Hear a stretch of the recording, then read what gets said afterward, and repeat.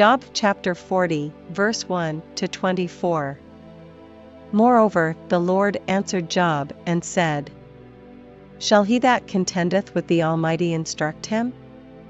He that reproveth God, let him answer it. Then Job answered the Lord, and said, Behold, I am vile, what shall I answer thee?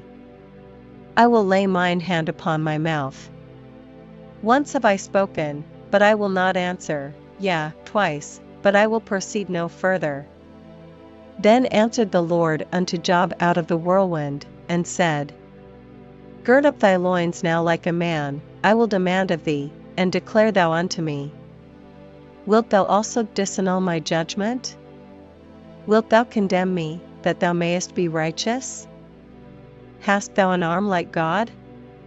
Or canst thou thunder with a voice like him? Deck thyself now with majesty and excellency, and array thyself with glory and beauty. Cast abroad the rage of thy wrath, and behold every one that is proud, and abase him. Look on every one that is proud, and bring him low, and tread down the wicked in their place. Hide them in the dust together, and bind their faces in secret. Then will I also confess unto thee that thine own right hand can save thee. Behold now Behemoth, which I made with thee, he eateth grass as an ox. Lo now, his strength is in his loins, and his force is in the navel of his belly. He moveth his tail like a cedar, the sinews of his stones are wrapped together.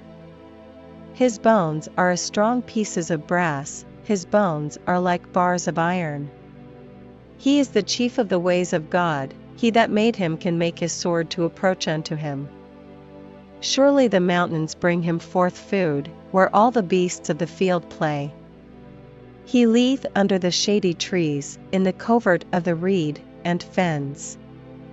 The shady trees cover him with their shadow, the willows of the brook compass him about.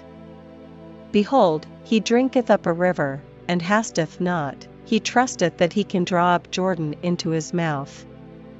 He taketh it with his eyes, his nose pierceth through snares.